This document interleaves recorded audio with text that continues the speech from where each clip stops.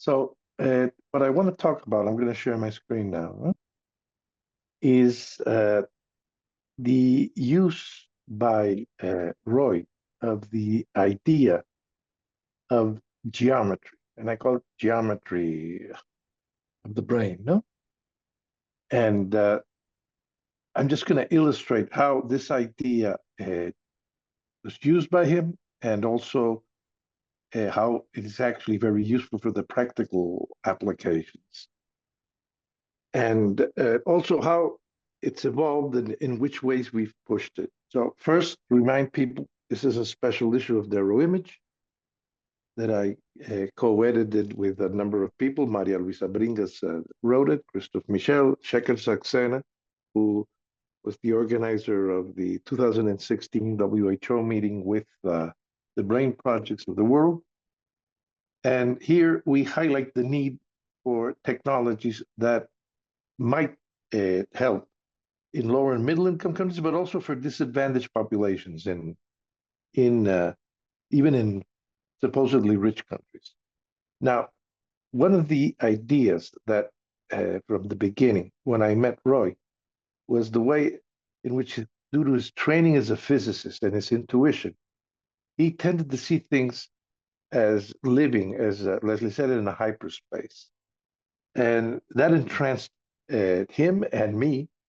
And I can remember our early days working on a Cuban computer at night and how he would gesticulate, and say, well, now we have this space, the brain is pointing in a pathological space. And then if we can pull it back, and these methods of working in hyperspace and describing it can even help us to try to find optimal treatments. And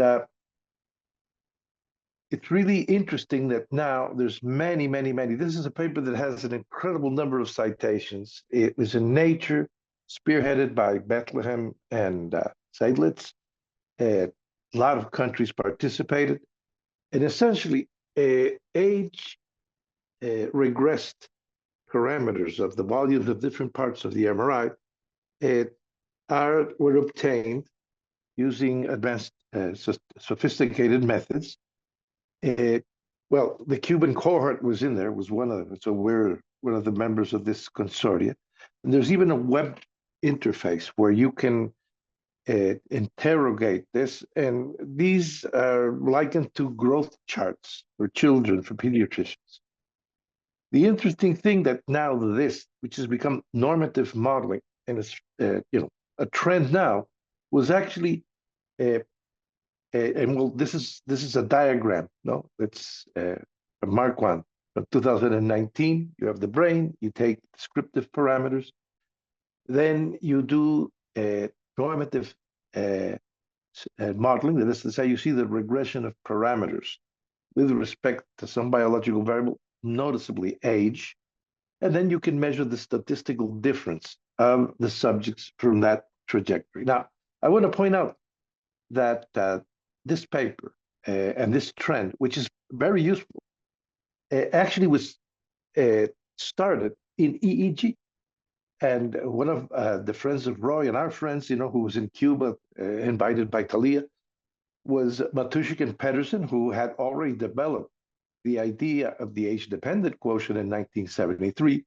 And then, of course, there's the 1977 paper in which the US group and the Cuban group participated, known as Neurometrics, where there's even a very interesting figure of normal and pathological spaces. So this is the geometrical idea. Now, I can't find, but the first thing that we were working together on was factor analysis. In fact, that's the first thing that I did with Roy to program principal components. But then from this work came out, and this is something from 74, which was the idea to do clustering using event-related potentials, evoked potentials, precisely recorded by the team led by Talia, which, and here you see how we use Euclidean geometry, that is to say, the ordinary geometry, the idea that clusters, Leslie has shown the most sophisticated and recent versions of this with as we shall see as we go to nonlinear statistics. And then you see on the right a cluster analysis, and this is actually work from 1973, which was published a year later in a Cuban journal. This is a cluster analysis of event-related potential. This type of collaboration went on between the Cuban and US group, and actually there's a very nice chapter in the methods of analysis of brain, in the handbook of electroencephalography and clinical neurophysiology, which I do not know why this was, Elsevier, they just stopped publishing this, and this was the use of statistics in electrophysiology. And this actually has a very nice summary of multivariate, of modern, what's known now as statistical learning. And practically all the techniques are already described there. So this was a chapter also in the book written by Thalia about quantitative methods, which it was, followed on the books by Roy and Bob Thatcher, which are very interesting, have been reissued. Okay, so one basic concept here is the idea that if one can, and for example, one transforms a parameter of interest to something like the Gaussian distribution, one can then look at a probabilistic measure of deviation from that norm, which is the Z-score. This was something that I really learned from Roy, in which you subtract the standard deviation and use the mean, and then you subtract by the standard deviation of the normative data. An early work here that I cite by John Leslie, so is how, if you take into consideration biological parameters such as age, which is the main one, you can reduce the number of false positives, because then you get rid of sources of variation that are unrelated to to what you're interested in, which is seeing the deviation from normality. We then, very early on, this was practically in the mid-70s, we went on to start looking at transformations of this Euclidean geometry that would take into consideration the correlation between variables.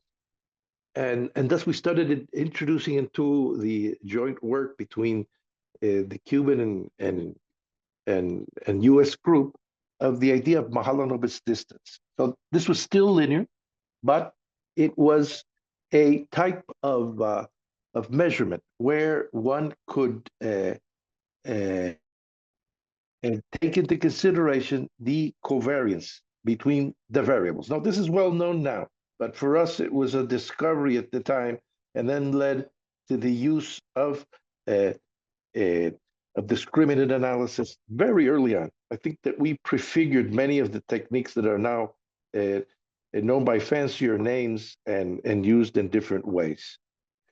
Now, this very early on work was tested in the network of clinical neurophysiology that was created by the Cuban Center for Neuroscience, where we did a rigorous study in this network. Every dot you see that had equipment which was developed, as I showed in a previous slide, by our group, and this was inspired by working with Roy and Thalia. And of course, we then would measure at very early on the things like the area under the ROC curve. And I want to show you something that's historically quite interesting. And this was asking Roy, Fernando Lopez da Silva, Dietrich Lehmann, many of the giants who were in Cuba for a meeting, and sitting them down in front of a screen, showing them maps and say, do you think it's normal or abnormal? And it was very interesting. Everybody volunteered, because it showed that the visual inspection of maps had very different accuracies. In fact, in the case of alcoholism,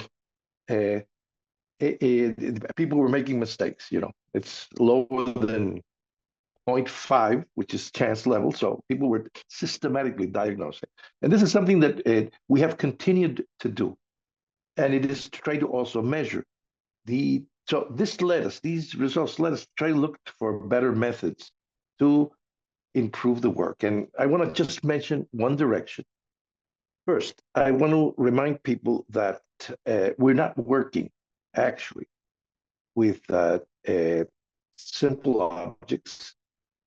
If you analyze EEG in the frequency domain, you usually have what's known as a cross-spectral matrix.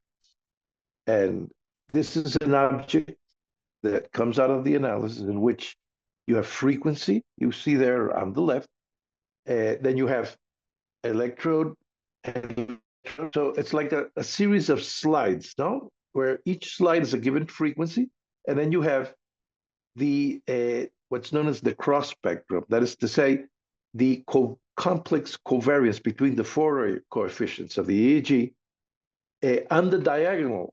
That's the spectrum. And you can see there in the middle the alpha rhythm shown in the spectrum, nice peak in the alpha rhythm.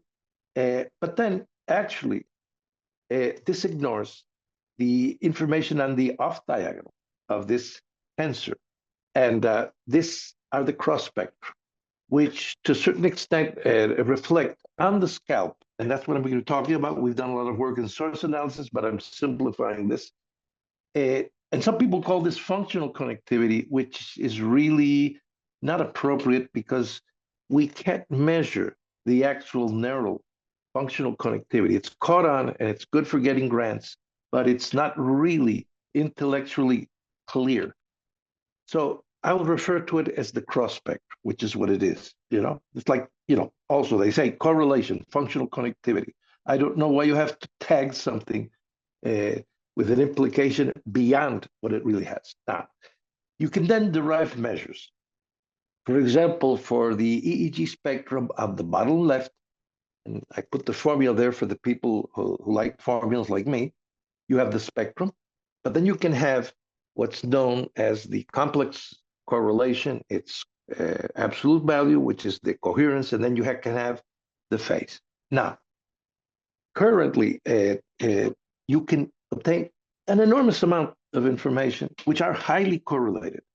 And then you have phase coherence. You have a bunch of things which I'm going to provoke, and people can discuss with them. They're all related. And what we're doing is taking the same information and reflecting this. Guido Nolte, my friend, has published several papers where he shows the equivalence of many of these measures. So also, up to now, since we do want to obtain a sort of quasi-Gaussian distribution, what people do is to transform. For example, you can take log this, you can take let's say the Fisher's Z transform of the, and actually this is taking an object that has an identity geometrically and just splitting it up and then doing a separate transformation. So to continue the line of work of Roy, what we did was to look at this as a true tensor and try to work with it as an object. I'll explain this a little bit further. Now, before I go into explaining how we work with the cross-spectral tensor as an object, I want to say that in the Global Brain Consortium, we have finished the first phase of global EEG norms from age 5 to 100. It's roughly 2,000 subjects collected. We're supposed to increase that 5 times this year. And these norms are publicly available. It's open science. You can download the data of the cross spectra and you can download the programs to analyze. Now, what we did was the following. And what we did was, you see on the left, that from 9 countries, and we considered each different type of device as like in genetics, that is to say, that there could be systematic factors that make them different, which would then make them not strictly. So there's a source of variance due just to the equipment in the site. And there was different types of equipment, different countries, and you have the age distribution on the bottom left. Let me just tell you briefly the pipeline.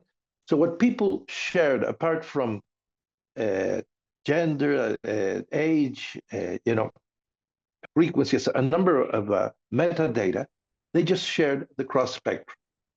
And we then, you see there the cross spectral tensor. We then started calculating norms, but then using PSNE and other nonlinear mapping methods, we would check the data. And you can see there that number of points that you see at the bottom. You see the outliers.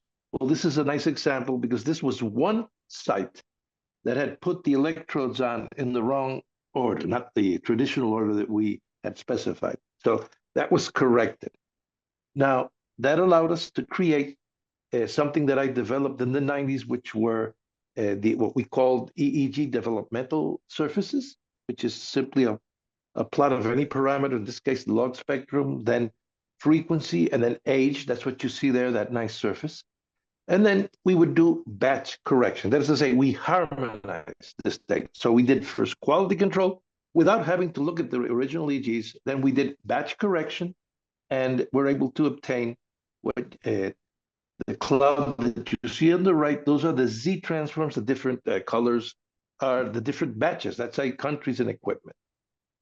Here you can see two things. No, you can see here let's say, just reminding you of Mahalanobis distance, which you can have a robust version, and you get which eliminates outliers, and the traditional version. If you do this distance DD plot, which compares both, you can find outliers, and you see them right. This is just the multidimensional mapping, where you see that we did find a lot of heterogeneity. Once we did the batch correction, this heterogeneity disappeared. So we were able to control for this necessary harmonization. Here you see the Z transform of several of the measures before and after harmonization. In a nutshell, and this is in a paper in Neuroimage in that special issue that I told you about, we were able to achieve greater amount of Gaussianity, and we were able to achieve better theoretical statistics with zero mean, and once we regressed out age, but also the batch effects. Now, here is the thing. Instead of using Euclidean geometry, and I'm sure Roy would be delighted with this, since we know that many of the objects we work with, and in this case, the cross-spectral matrix, do not lie in Euclidean space simply. They lie on a manifold. They lie on a subset of Euclidean space with certain properties. Let me give you an example.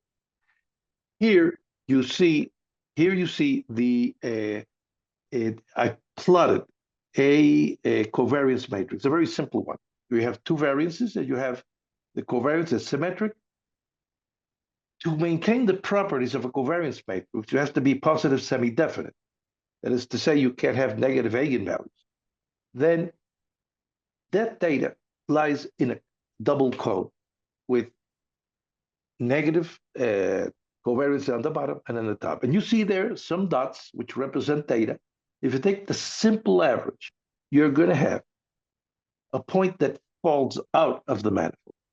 So that is to say that when we have data in hyperdimensions, this goes worse the higher dimensions. This is a simple example you can visualize. That if the data has complex relationships and lies in a nonlinear manifold, then using simply ordinary multivariate statistics will lead you to erroneous results. And in fact, that's what happened with the first brain averages. The first brain atlases looked like a monkey brain because they just averaged. There wasn't this looking for the geodesic, the mean in the let's say a mean is something that has the minimal distance to all the points, but then that distance has to always follow the geometry of the manifold. So what we did was to use this, and here you see in that paper the first harmonized, let's say Riemannian That is to say, using the structure of the cross-spectral matrix developmental surfaces. So on the left, we replicated what we found in the late 80s and early 90s in Cuba, and then was followed from other people. We have the log of the spectra, we have frequency on the x-axis, and then we have age, in this case from 50 to 100. But what we have on the right is the developmental surfaces of the coherences, not taken separately, but the whole object has been transferred. So you say, okay, this looks fancy, it's fun, does it have any effect? And well, first, it does have an effect.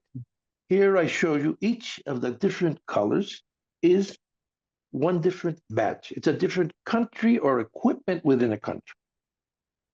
There's slight differences. So on the top left, once we do this Riemannian regression of, we then find the regression equations in Riemann space for the positive definite tensors, cross-spectral matrices.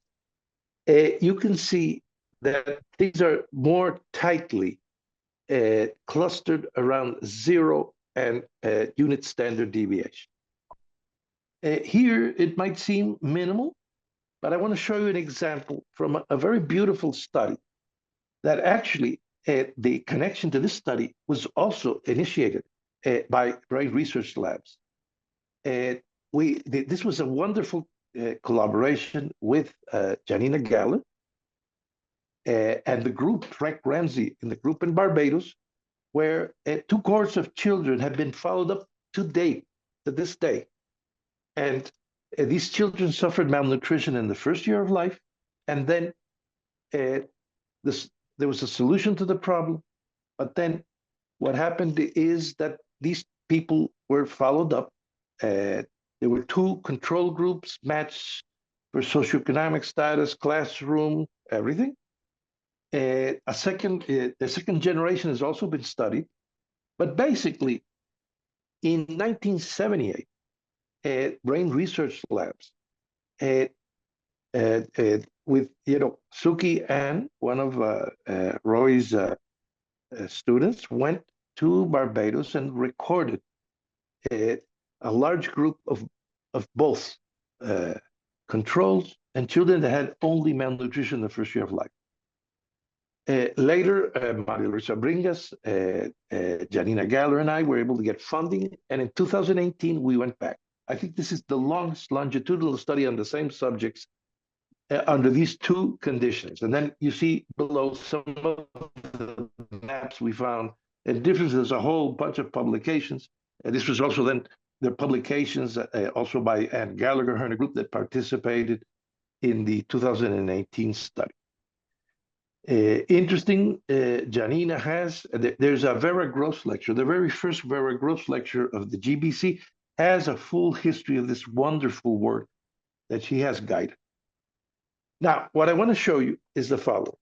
What we did, since we had the multinational norms, and we wanted to compare, down there you see the children with malnutrition against the group that was the control at school age. We've done this later for the 2018 when they're nearly 50.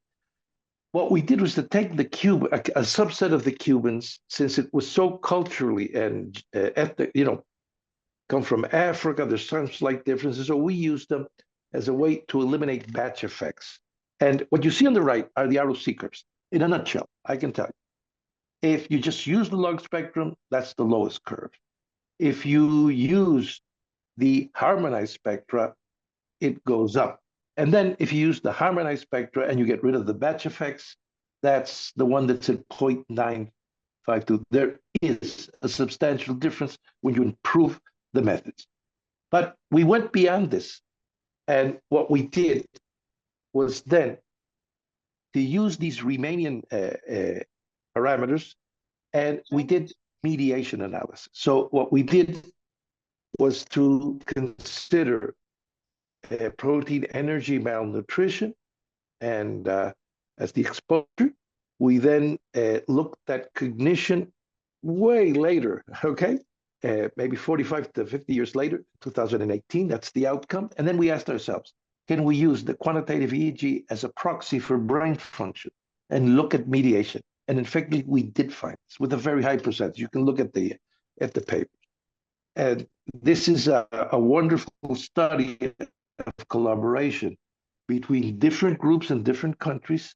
The cross-spectral tensor, one of my students, Carlos, has been able to use with very sophisticated mathematics, this is published in Human Brain Mapping, to do a channel pair and frequency result decomposition of this effect measured in Riemannian space. So basically the lesson is that what Roy taught us about geometry is now being pushed forward in the basis of all our work. And we believe that one cannot lose the geometric, that there's a lot of work now with deep learning, with general artificial intelligence. We believe it has to be grounded in geometrical concepts that allow us not to use it as a black box, but to actually be able to interpret it. And I'm sure Roy would have felt the same way. Thank you.